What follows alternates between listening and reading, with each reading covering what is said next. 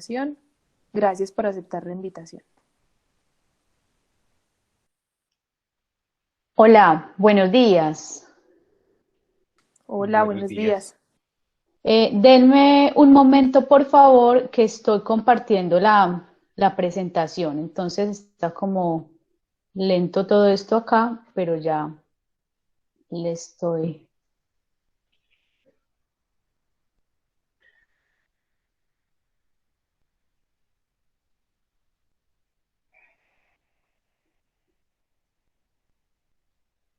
No, la Ahora sí presentación. apareció con cara de Ven susto.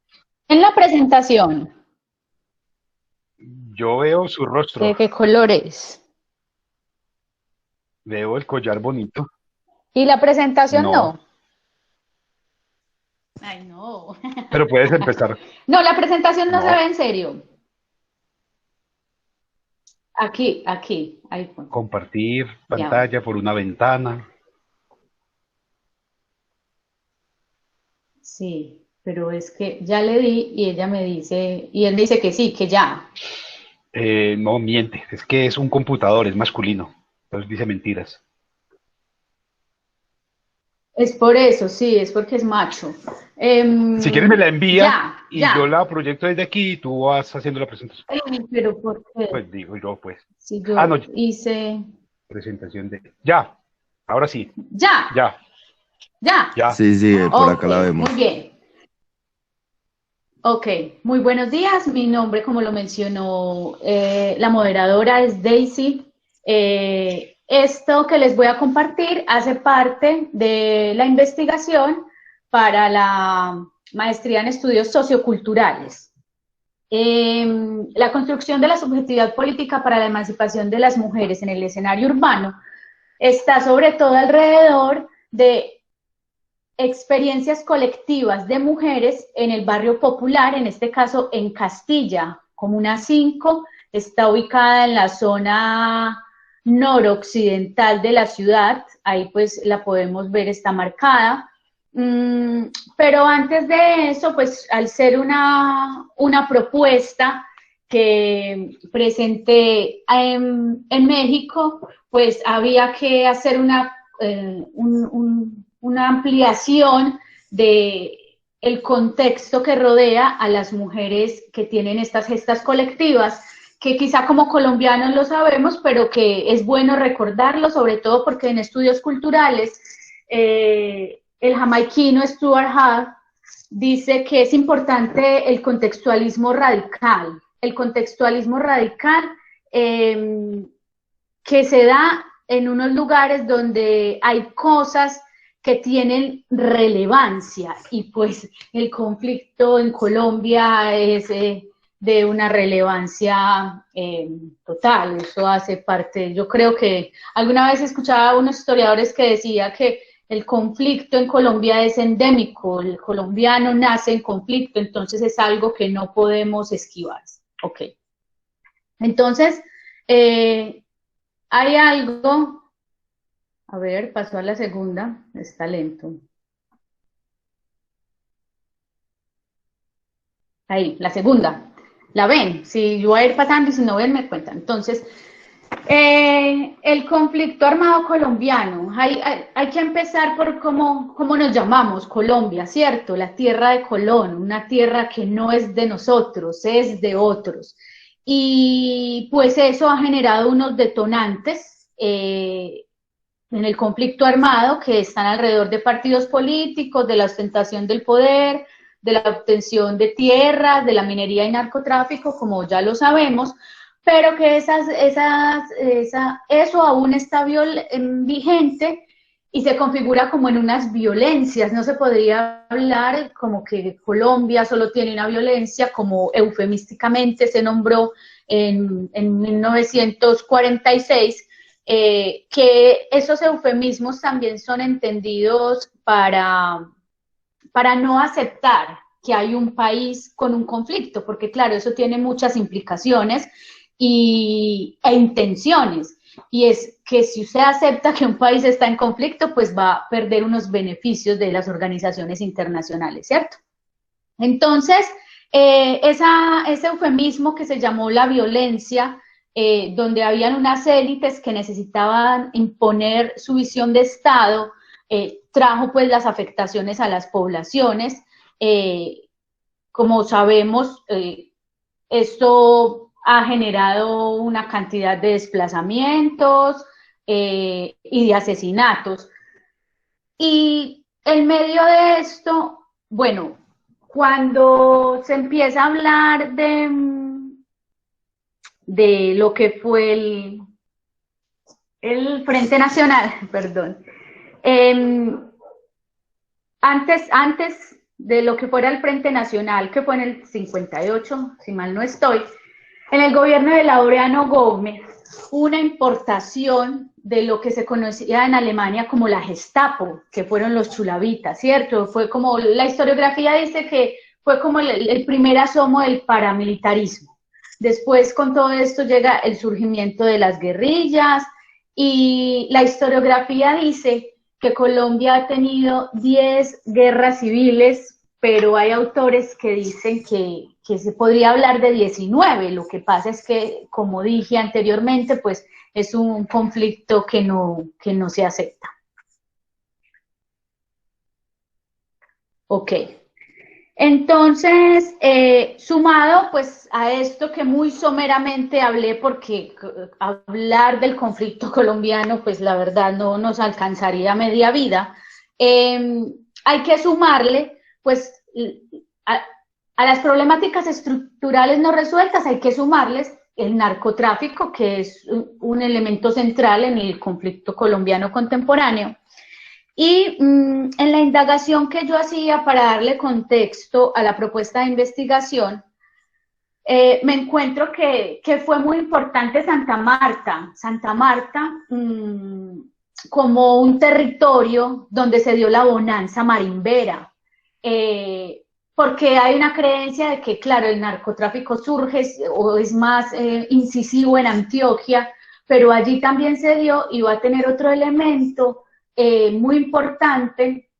Bueno, respecto a la bonanza marimbera, no sé si recuerdan o han visto, les recomiendo la película Pájaros de Verano, se puede encontrar en internet y está libre, que también contextualiza como muy bien lo que pasó allí en la bonanza marimbera. Entonces, otro asunto fue que en ese tiempo, en el 60, Estados Unidos envía a Colombia los cuerpos de paz. Los cuerpos de paz, su objetivo era disminuir la proliferación del comunismo en América Latina, y pues Colombia tuvo un papel importante en estas gestas guerrilleras, y sobre todo pues porque tenemos como no sé si representante no, como una historia donde hay unos personajes representativos y, por ejemplo, la teología de la liberación con Camilo Torres Restrepo. Y entonces estos cuerpos de paz que llegan a Colombia de Estados Unidos empiezan a tener un consumo de marihuana, posteriormente de cocaína, y lo hacen famoso entre sus conocidos. Entonces, de una u otra forma, fueron los estadounidenses los que le empiezan a dar la fama, y eso tiene un boom. Y pues de ahí llega lo que conocemos con Pablo Escobar. Después de la muerte de Pablo Escobar, la atomización del conflicto por las oficinas y las organizaciones criminales al servicio pues del sicariato de Pablo Escobar en 1980, que ofrecían servicios de extorsión, de asesinato. Dice que servicios suena terrible, ¿cierto? Pero así está en el texto del historiador. Bueno, después de esto, ya no está Pablo Escobar, pero como mencioné, el conflicto se atomiza y hay unas organizaciones grandes que lideran a las más pequeñas en toda la ciudad y van a hacer presencia pues en todo el país. Y lo que pasa es que en Medellín, sobre todo, se ha dado una particularidad, y es que también con la negociación con los paramilitares, que como toda negociación con los actores del conflicto en Colombia, tiene unas contradicciones o unos momentos que no llegan a buen término, hay un rearme y aparecen las BACRIM, que son las bandas criminales, y las ODIN, las organizaciones delictivas que están vinculadas al narcotráfico. Entonces, esta hibridación y este rearme va a establecer un conflicto por el poder en el territorio, por el dominio de unas rutas de narcotráfico, y pues las mujeres no vamos a estar por fuera de esa guerra como víctimas, ¿cierto? Entonces, hay unos relatos con las colaboradoras de la investigación que ellas cuentan, porque son mujeres del 90, como cuando eran niñas, ir al colegio implicaba que estuviera siempre alrededor de un peligro. Entonces se formaban las balaceras, los que hemos vivido en Medellín, en los barrios populares, sabemos cómo funciona, las fronteras, las fronteras invisibles. Entonces un territorio que las mujeres no podían habitar, y el hecho de que las mujeres en un barrio como Castilla, donde hoy subsisten los mondongueros, que fue una organización dirigida por Pablo Escobar, incluso Castilla se menciona en algunos textos como escuela de sicarios. O sea, la gravedad del asunto es que unos jóvenes que no accedían a la educación por los múltiples factores que ya conocemos, pues fueron parte de esto, pero hoy siguen estando en ese territorio. Así Castilla haya tenido una reconfiguración, sobre todo en términos de equipamiento urbano, pues allí todavía hay un monstruo que está presente. Y entonces, en este contexto, las mujeres empiezan a proponer unas apuestas colectivas que llaman mi atención, porque son apuestas que están en el escenario público, en la calle. Sabemos, y más adelante lo vamos a ver, que de lo íntimo, de lo personal no se habla, solo se habla en la casa, ¿cierto? En un encuentro de las mujeres. Bueno, ahora que siempre han dicho que las mujeres se reúnen es para chismear, ¿cierto? Para hablar del otro, pero que eso también obedece pues a unas prácticas patriarcales, como mencionaba ahora el maestro William, de los machos. Bueno, no mencionaba eso, pero refirió algo de los hombres. Pero bueno, no, en fin. Entonces, estas mujeres se reúnen para hablar de asuntos que atraviesan en su ser, y esto va a considerarse como algo político. Entonces, en la subjetividad política, para entender esto de la subjetividad política, pues en el marco teórico es un poco, en el marco teórico que propuse, es un poco, tiene mucho contenido, porque entender eso de lo político, de la política desde Aristóteles, pues es algo demasiado, históricamente es algo muy profundo, ¿cierto? Pero entonces acá vamos a entender lo político, la política no solamente en el entendido de lo político democrático, sino también en lo que se mencionó o propusieron las mujeres de la segunda ola del feminismo, como lo personal es político. Entonces, en esa subjetividad política vamos a entenderla como una acción de reflexividad que hace el sujeto sobre sí mismo y sobre lo que está instituido en el plano de lo público, pero que es común a todos. Entonces, es decir, cómo eso que me afecta en lo íntimo, en lo personal, también es importante para la colectividad. Después de eso, ese marco teórico va a hablar de la autoconciencia, que no es un término de la nueva era. Los círculos de mujeres tampoco es algo de la nueva era. Es algo que incluso propusieron las mujeres afroestadounidenses.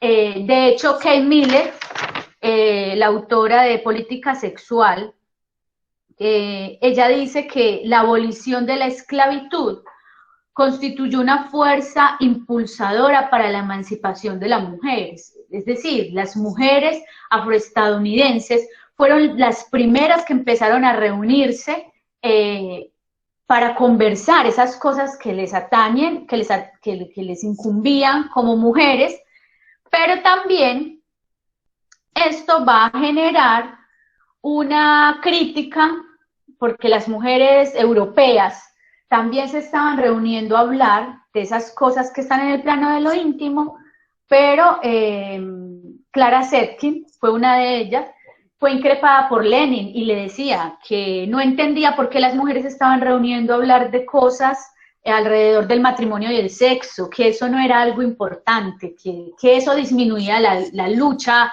política, no aportaba a la lucha política hablar de esto. Sin embargo, pues como es muy bueno desobedecer, pues las mujeres en diferentes geografías siguen llevando a cabo esta metodología que, como les comenté, pues en 1970 el movimiento de liberación femenina en Estados Unidos, también las italianas en Europa, pues lo llamaron autoconciencia.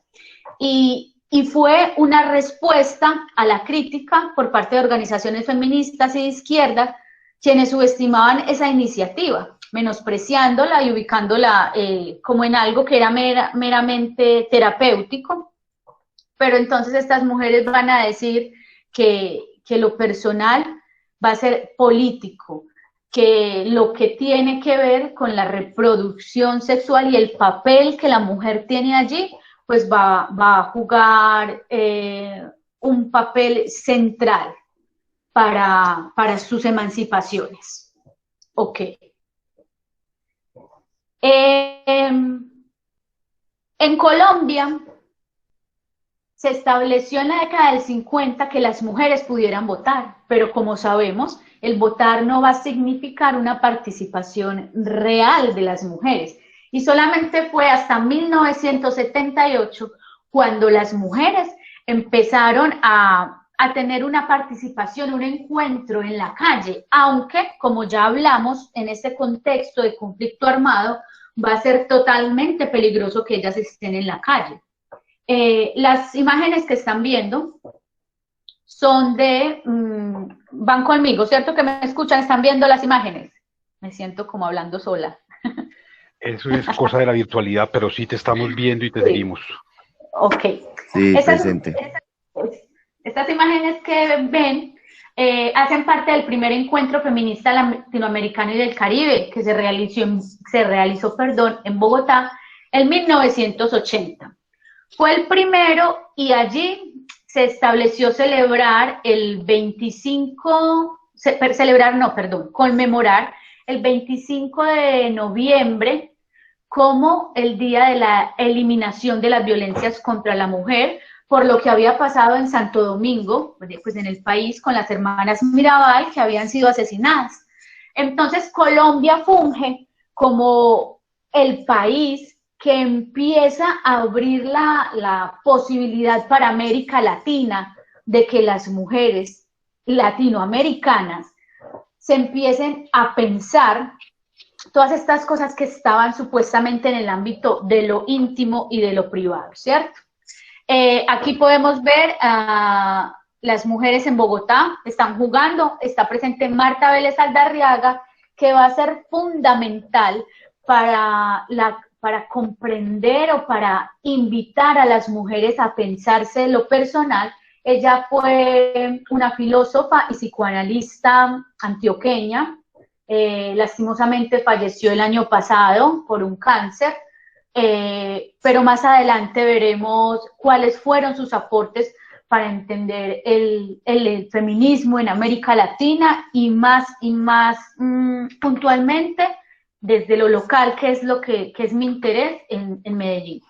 También las vemos en el Jardín Botánico de Medellín, haciendo el proceso de autoconciencia, que como les he mencionado, es hablar de esas cosas que nos pasan, desde algo tan básico como o básico no, eso es muy arriesgado decirlo, pero el amor, el amor, el relacionamiento del amor romántico, ese amor romántico que nos ha dicho que nos salva, y los cuentos, la literatura infantil ha incidido mucho en eso, ¿cierto? En la princesa que espera que su príncipe venga a salvarla, eh, y esas conversaciones ellas las empezaron a proponer en el escenario público, pero no eran frecuentes, porque ese escenario público pues era muy arriesgado para las mujeres en el contexto que mencioné. Ok. Esa autoconciencia les permite a ellas empezar a decir, no, vamos a salir a la calle, y como se había establecido en 1980, el 25 de noviembre como un día para conmemorar el asesinato de las hermanas Mirabal, ellas salen, esta es la primera salida a la calle, no sé si se observa bien, se observan muy pequeñas las fotografías. Sí, a lo mejor podrías hacer como completa la pantalla. ¿No se ve la pantalla completa? Ah, es que el asunto es, dame un segundo, el asunto es, Hay como una opción, lo me ven parece, ahí, en la es que parte de no me abajo. da, sí, pero, pero si le doy en la, a ver, vamos a ver, ahí mejor, Sí, sí, sí. Sí, o se ven muy pequeñas, bueno, ok, ahí estamos viendo a esas primeras mujeres colombianas, antioqueñas, que empezaron a salir a la calle. Estamos viendo fotografías en la Avenida Oriental, eh, y allí habían unos pedidos que tenían que ver con la emancipación del cuerpo, de tener hijos porque deseo tener hijos, no por una imposición, de poder tener acceso a la salud reproductiva, de un tema que empezaba a ser complicado como la posibilidad de poder abortar. Acá las vemos también, van por Palacé con Caracas, donde estaba el antiguo Teatro Ópera. No sé si perciben en esta foto de la derecha, superior derecha, atrás llevan una muñeca, y era la muñeca Clementina. Ellas empezaron a simbolizar mucho sus encuentros, pero no era, pero eso era algo más orgánico. Ellas no lo pensaban tanto en términos de lo ritual en ese momento, que lo ritual va a tener un papel un poco diferente para las mujeres feministas contemporáneas. Sigue esta última foto, la foto superior derecha, están las mujeres en el Parque de Bolívar en 1981 con sus pedidos, ¿cierto? Entonces vemos unos carteles que dicen, cuando una mujer es violada, todas somos violadas. Somos imágenes, pero no somos nosotras mismas. Entonces era una manifestación a esos cuerpos utilizados, a esos cuerpos violados constantemente en una sociedad como lo es, como lo fue tan altiva y violentamente Medellín en el 80. Muy bien. Estas carteles que eran construidos en los espacios públicos, como comentaba, pues hacían, increpaban a ese poder que está alrededor de la vida sexual, que de hecho una de las obras, ahora mencioné a Kate Millett, pero la política sexual va a ser importante para hacer un análisis, y bueno, que en la antropología eso también se ha hablado, que es la familia y la mujer como un instrumento para la reproducción. Ellas en la segunda ola van a hacer mucho hincapié en eso, porque siempre se les han dicho histéricas, o eso es algo pues propuesto desde el psicoanálisis, ¿cierto?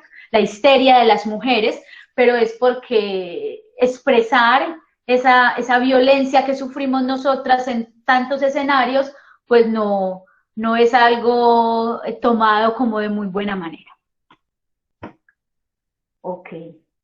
Bueno, Como les había hablado, de hecho Marta Vélez Aldarriaga va a ser ahora en noviembre en la Cátedra de Mujer y Pensamiento de Mujeres Colombianas, van a hacerle un homenaje a Marta eh, por su propuesta desde la filosofía, ¿cierto?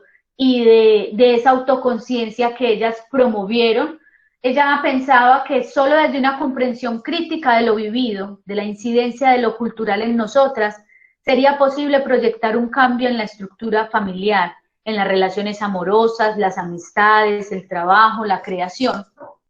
Y todo eso, ellas en esta fotografía están reunidas en la Floresta celebrando la primera edición de una revista que fue muy importante, ya la vamos a ver, para las mujeres poner ahí, a partir de las expresiones artísticas, su sentir. Ahí las vemos también caracterizadas como brujas, porque para ellas el arquetipo de la bruja va a ser muy importante, sobre todo teniendo en cuenta que la bruja en la Edad Media fue tenida como alguien que había que tenerle miedo, era una mujer que era inclinada a la medicina, a la sanación propia, y pues fueron perseguidas y asesinadas. Entonces, el arquetipo de la bruja va a ser muy importante para ellas como un resurgimiento de una mujer que se piensa en su poder, un poder que ha sido disminuido, pues por lo que ya he hablado anteriormente. La revista Brujas, las mujeres escriben, para mí fue un encuentro importantísimo. Yo estaba en la biblioteca indagando, porque como les digo, pues mi interés principal es en los colectivos de las mujeres en el barrio popular, y me encuentro, estaba indagando porque estas mujeres de Castilla también tienen unos arquetipos de la bruja, la diosa, entonces estaba indagando y me encuentro con esta revista. Yo voy a la colección de revistas, me encuentro con 7 ediciones de una revista que en su portada tiene obras de mujeres colombianas u otras latinoamericanas, y me quedo impávida. Además, porque es un material que ya está muy raído, ¿cierto? Tiene hongos, está malo, pero afortunadamente este año la Universidad Nacional subió las revistas de manera digital a la web. Entonces, esto es un recurso de la memoria histórica de las mujeres medellinenses muy importante, que les invito a que lo consulten. Bueno, entonces en esta revista ellas, como les comentaba, pues expresan artísticamente a partir del cuento, la poesía, lo que estaban viviendo en ese momento. Hubo 7 publicaciones en el lapso de 1982 a 1987. También podemos ver que en sus portadas, pues las obras que elegían eran unas obras muy irruptivas, ¿cierto? De hecho, la de esta obra que se llama Petra en Micaela, de la artista Flor María Bouhout, algunos deben conocerla, aunque ella no es muy reconocida en ese ámbito. Ella es una artista de bello. Cuando yo conocí la obra de una mujer bellanita, me quedé muy impactada, sobre todo porque desde la memoria histórica, las mujeres o la mujer que más se reconoce en términos de la manifestación y movilización social es a Betsabé Espinal, ¿cierto? Entonces, bueno, ella otra bellanita importante para la memoria de las mujeres. Ella todavía está viva. Bueno, todo esto que les estoy hablando, a pesar de que estas mujeres hacían su autoconciencia en un ámbito muy privado, ellas empezaron a salir a la calle. Estas fotografías que pueden ver acá, fueron, eso es más bien, las leyendas, las pintas que hacían, fueron en diferentes barrios de Medellín. La tercera, la de la derecha, ese fue en una iglesia, en la Jesús de la Buena Esperanza. Dice, todo casamiento es violación, porque cuando ellas empezaban pues como a hacer toda su gesta colectiva, fueron perseguidas. De hecho, por ahí hay un mito que Monseñor, Maestro William, ¿cómo es que el Monseñor Alberto Willes? Monseñor Alberto Willes, que era un muy perseguidor él de todas las causas emancipatorias, que las increpaban. Entonces ellas en respuesta a esto, pues se iban a rayar las iglesias, que es una crítica que le hacen al feminismo contemporáneo. Pero ¿por qué rayan los monumentos? ¿Por qué rayan las iglesias? Las feministas de antes, sí, las feministas de antes encontraban, como las feministas de antes no tenían Facebook ni tenían Instagram, esta era su forma de expresar sus desacuerdos con la cultura goda antioqueña. Eran las paredes de los barrios y las iglesias. Muy bien.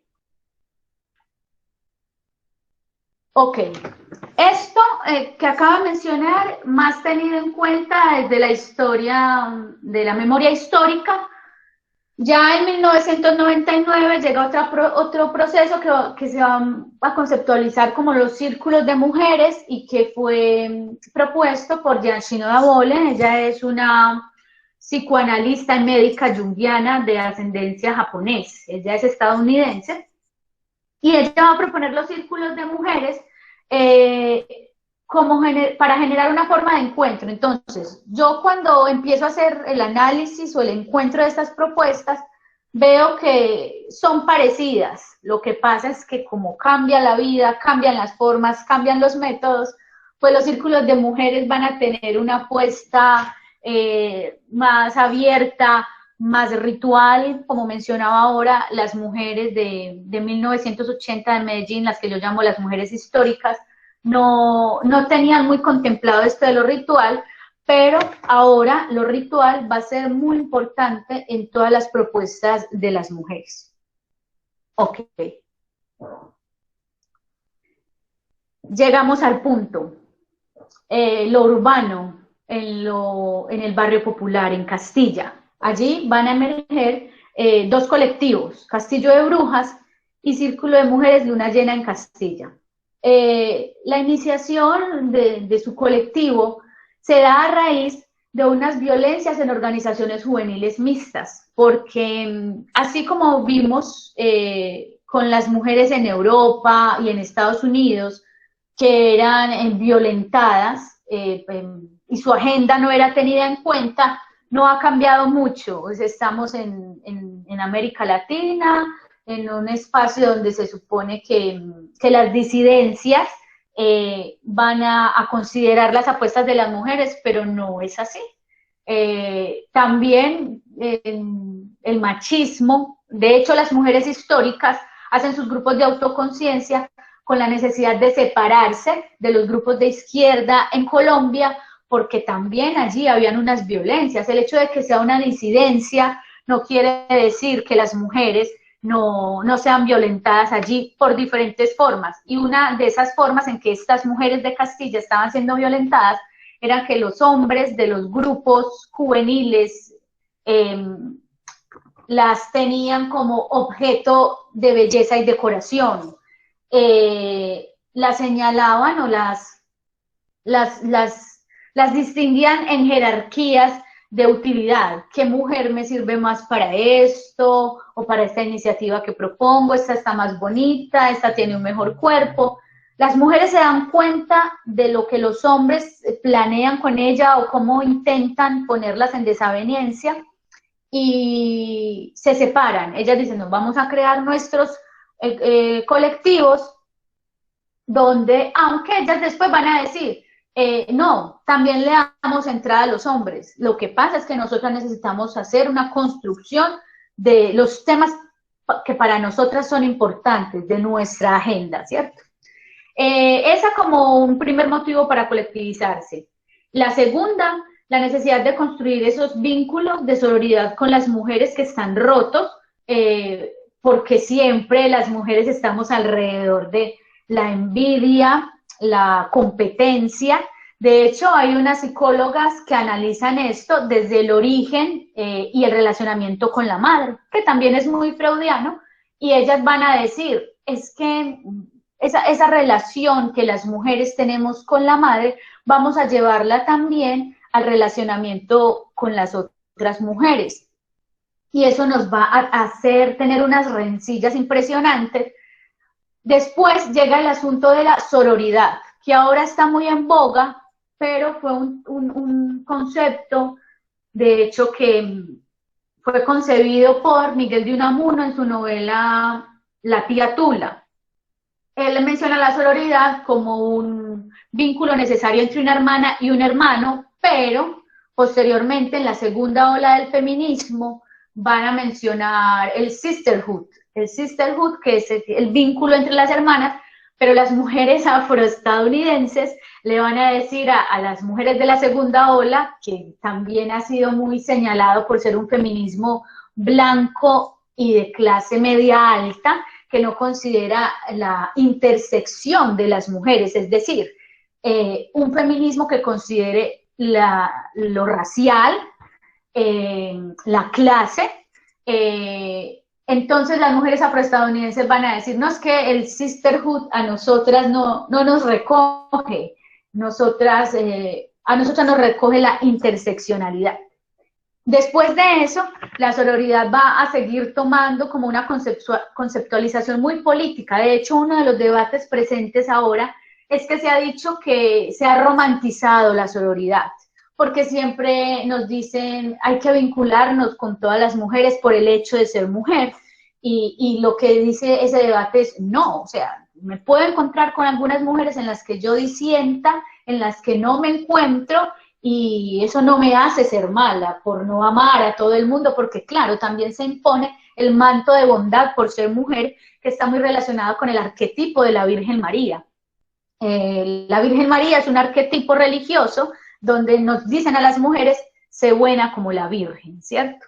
Pero no somos tan buenas. Marcela Lagarde, una antropóloga mexicana, feminista, quien de hecho fue la que hizo unos aportes muy importantes para hablar de feminicidio como una figura jurídica. Ella también en su tesis doctoral va a hablar de la sororidad y la va a politizar totalmente, haciendo una explicación de por qué es necesario que las mujeres establezcamos esos vínculos. Muy bien.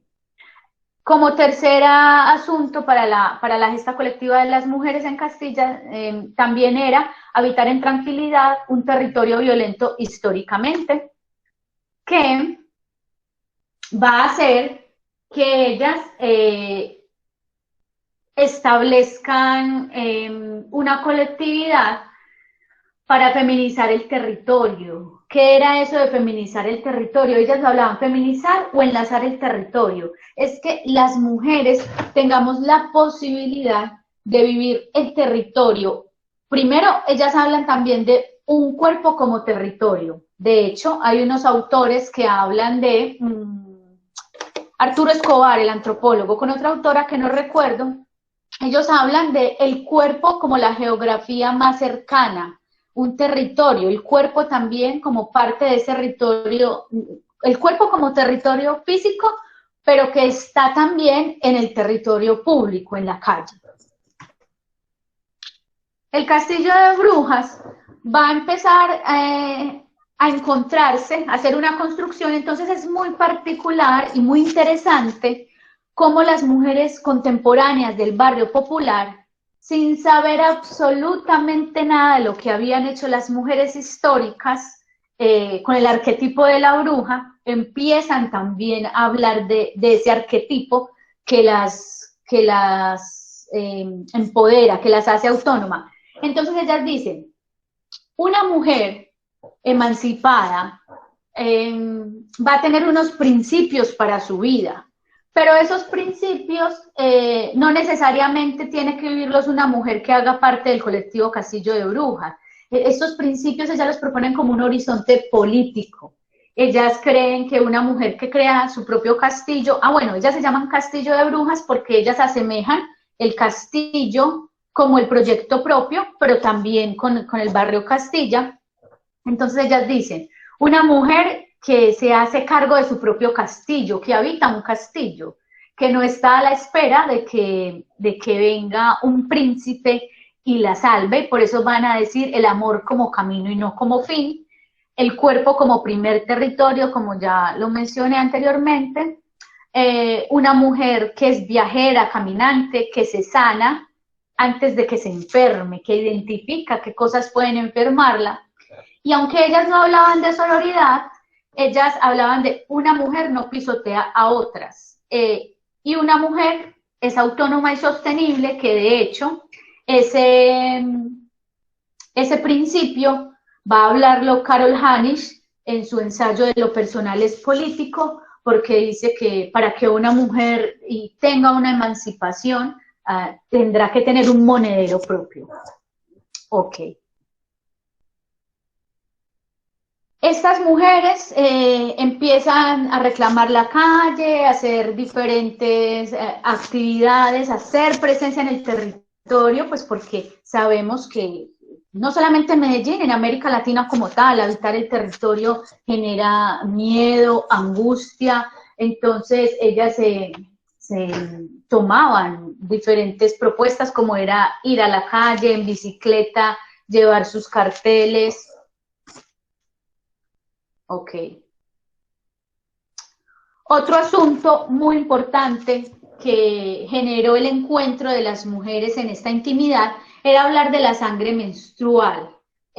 Ahora ha estado muy en boga, sobre todo porque hablaron, o el discurso de la aceptación de la sangre menstrual ha sido muy desde un fluido sagrado, ¿cierto? Que también está muy relacionado con lo que la feminista boliviana Julieta Paredes dice que es el entronque patriarcal. El entronque patriarcal es creer que porque una práctica es originaria o hace parte de las comunidades indígenas, pues es sagrado, es como decir, se esencializa, ¿cierto? Pero entender que también en las comunidades originarias hay unos elementos o hay unas prácticas más bien que afectan la vida de las mujeres. Pero entonces ellas acá van a entender la sangre menstrual como algo que está también en la cultura. De hecho, si vemos la publicidad de los elementos para la gestión menstrual, porque no se habla de higiene menstrual, porque la higiene está alrededor de algo que está sucio, que es cochino, que da asco, que hay que limpiar para que no se note. Entonces, hablamos es de elementos para la gestión menstrual, como las toallas sanitarias. En la publicidad, usted ve que el líquido que le ponen a la toalla, pues para mostrar sus capacidades, es azul, como si el que menstruara fuera un avatar, ¿cierto? Pero la sangre es roja, no es azul. Entonces, ellas en sus encuentros empiezan a decir, no, pero es que, ¿por qué nos han dicho que es cochina, que hay que tenerle asco, miedo? Y a partir de conversar y reflexionar alrededor de la menstruación, del sangrado, ellas proponen, no, es que vamos a tener diferentes prácticas, y una de esas fue una ofrenda menstrual, porque hay una expresión que ellas tienen, que la sangre menstrual es la única que debe correr sin violencia y sin herida.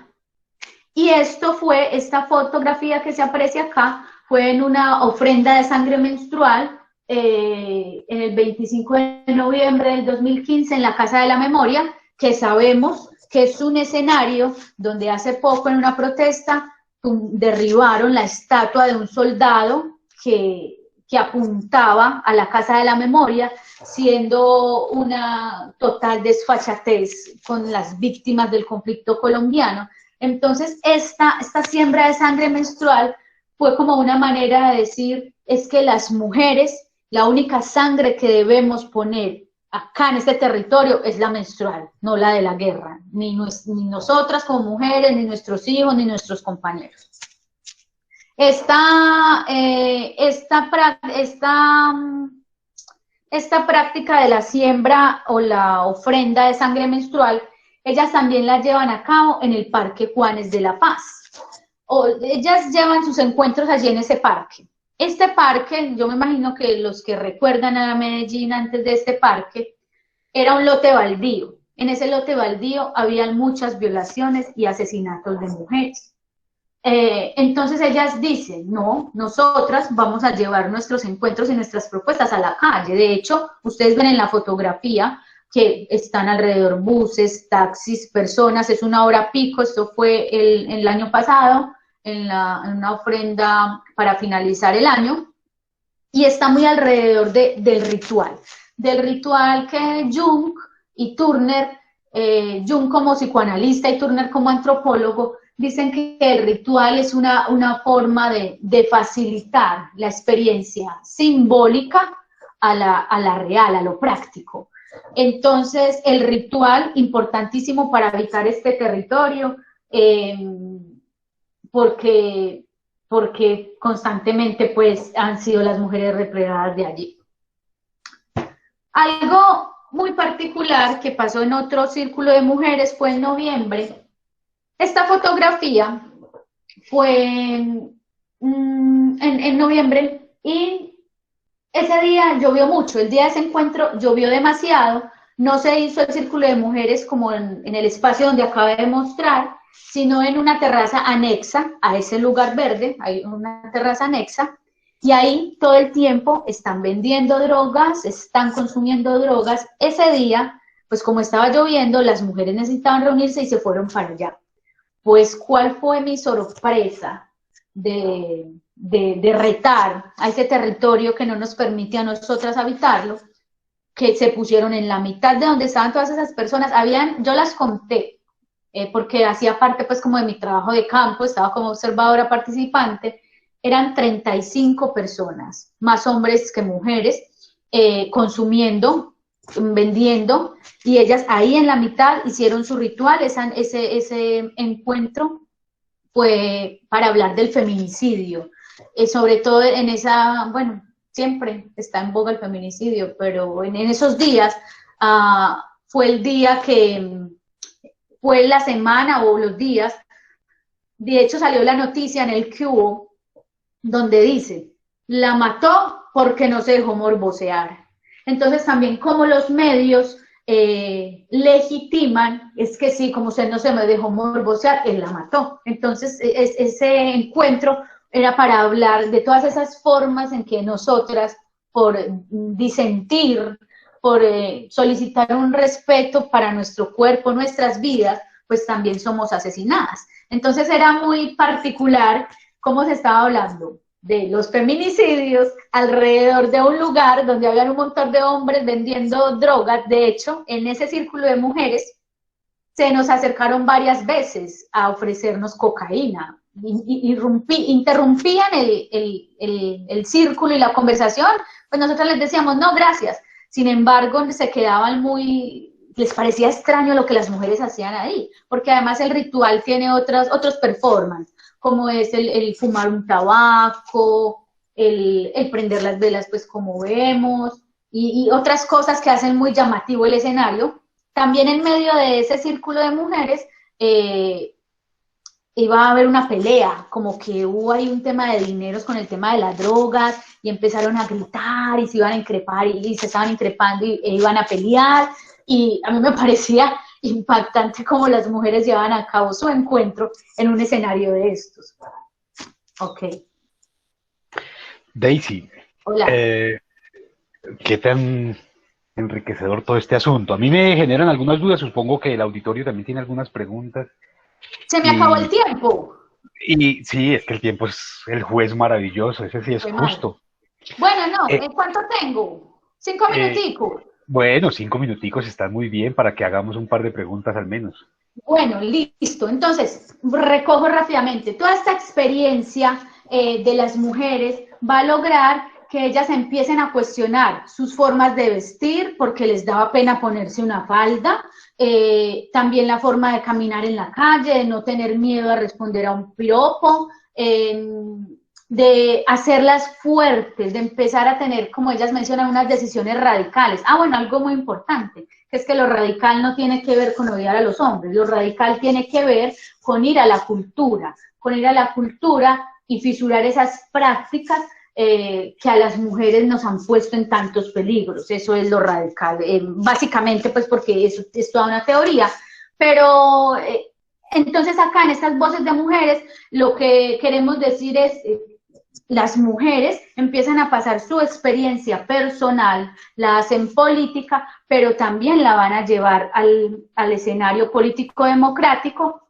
como imagino que ustedes ya conocen, que es la experiencia de Estamos Listas. Como Estamos Listas, las sufragistas del siglo XXI, algunos medios las mencionaron así, y es que se logró tener una lista, una concejala en el Consejo de Medellín, totalmente independiente de maquinarias politiqueras, pero también con una metodología de círculos de confianza desde la mística. Nace Estamos Listas en el año 2017, 17, desde una metodología de círculos de confianza, con una mística que se extiende también a la vida cotidiana, que se lleva a la calle y que pretende ahora sí ir a la política democrática, porque hemos entendido que si bien es importante considerar lo personal como político y hacer unos cambios y fisurar la cultura ahí, el poder está en lo democrático. Y allá es donde todas estas mujeres, de hecho, que hacen parte de los colectivos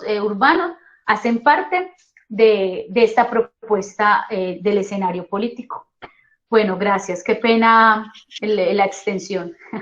No, está muy bien, Daisy. No, qué rico todo esto. Pero disculpa que te voy a interrumpir nuevamente. Dale. Esto ya finalmente va a quedar en una subjetividades políticas feministas desde y en América Latina. Desde los estudios culturales hay un investigador muy reconocido, que es un antropólogo de Medellín, que está en Bogotá, Eduardo Restrepo. Él dice que los estudios culturales deben hacerse desde y en América Latina para comprender esas particularidades que tenemos como territorio y como historia. Entonces, en este estudio, pues lo que yo pensaba o concluía era, las mujeres debemos pensarnos también cómo surgen nuestras subjetividades políticas en lo local, cuál es nuestra memoria histórica, porque la lucha que tenemos las mujeres no está acabada. De hecho, en Polonia, que está en Europa, estamos viendo que las mujeres esta semana salieron a agolparse porque les van a restringir la posibilidad de abortar. Entonces no es una lucha terminada, es una lucha que tiene que considerar la historia local, las propuestas de las mujeres en los barrios, y que va en este proyecto a lo político, pero desde lo personal. Ahora sí, ya. Claro, Daisy. No, es que por lo menos a mí me quedan una cantidad tremenda de inquietudes con todo esto, que son más preocupaciones como observador, por ejemplo, del concepto de mujer con el que se enarbolan todas estas búsquedas, todas estas luchas, desde dónde y desde cuándo se construye, porque pareciera ser que ese concepto fuera como de piedra y que es el mismo hoy en el siglo XXI que hace 100 años o 50 años o 200 años. Sin embargo, yo lo que veo es que se construye constantemente. De hecho, conceptos como feminicidio me inquietan mucho por el manejo que se les da, porque a nadie se le ocurriría pensar hoy que fusilar a Policarpa Salabarrieta o Antonia Santos fue un feminicidio. Simplemente fue otro más de los fusilamientos, pues nadie pensaría hoy eso, pues nadie cuerdo por lo menos pensaría eso. Hay una necesidad de precisar históricamente los hechos con base en unas condiciones particulares de cada tiempo. En el caso específico de Colombia, a mí me ha llamado la atención cómo las mujeres han sido las protagonistas reconocidas y aplaudidas, además, de muchos escenarios en la cultura como protagonistas reales, concretas, pero también como personajes. Yo no dejo de reivindicar un libro como La mujer de cuatro en conducta, o como el papel que tiene la mujer en la rebelión de las ratas, que es protagónico totalmente, o en la obra de García Márquez, la mujer siempre es protagónica, la misma María Cano, Manuela Beltrán, Antonia Santos, es decir, una serie de mujeres que nos sirven de referente, que han estado ahí, que han sido valoradas no por su genitalidad, sino por sus actos, por su aporte a la música, por ejemplo, uno como desconocer a Totola Momposina, por ejemplo, y tantas otras mujeres tantas otras cantadoras, por ejemplo, que han hecho del arte un escenario para mostrarse. La mismísima Débora Arango, por supuesto. Es decir, la mujer ha estado siempre en un lugar protagónico, pero hay una inquietud, me da la impresión a mí, porque la mujer sea una sola y no esa diversidad inmensa, porque hay muchas que no quieren ser brujas, sino que quieren ser vírgenes. Total. Y eso está bien. Hay unas que no Claro, quieren claro, ser Luis. premio Nobel de literatura, sino que quieren ser modelo de Playboy.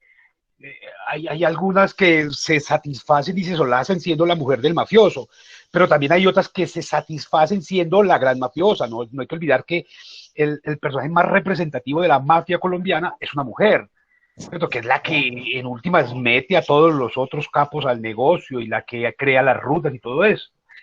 Entonces yo creo que, claro, lo que nos presentas es un escenario supremamente desafiante, provocador, para acercarnos a este tema de lo femenino, no sé si el de las mujeres, pero sí el de lo femenino, en el marco de lo social. No sé, unos comentarios finales para terminar por hoy, por favor, y que te comprometas con nosotros a volver a otro espacio de para ahondar mucho más. Yo quiero dos puntos en lo que usted menciona, y es el primero. Por eso se habla de feminismos. No podría existir un feminismo como tal, por lo mismo que hablaban las afroestadounidenses. Es que hay unas intersecciones, ¿cierto? No hay una sola manera de ser mujer, como usted menciona. Claro, es que hay una que sí quiere mencionarse con el arquetipo de la Virgen, porque en su concepción espiritual y religiosa eso es importante. No por nada vemos un movimiento muy fuerte en Ciudad de México que se llama Católicas por el Derecho a Decidir. Y son mujeres que están en el asunto, en su cosmovisión, que se juegan unos intereses donde la mujer es minimizada. Y con lo que decís, el otro punto que decís de que las mujeres, y no ha sido fácil llegar allá. O sea, esas mujeres, María Cano también la tuvo dura. De hecho, la misma obra de Débora Arango sigue siendo algo que sonroja a la mujer se atreviera a proponer en el arte plástico esa propuesta. No sé, discrepo con vos porque me da la sensación como has tenido la posibilidad y no ha sido así. Muy bien, de eso se trata esto. Bien, tenemos que darle paso a nuestro nuevo panelista. Te agradezco mucho, Daisy, y te invito para que sigamos en otro espacio de estos profundizando y desarrollando los elementos de manera mucho más metódica y mucho más extensa.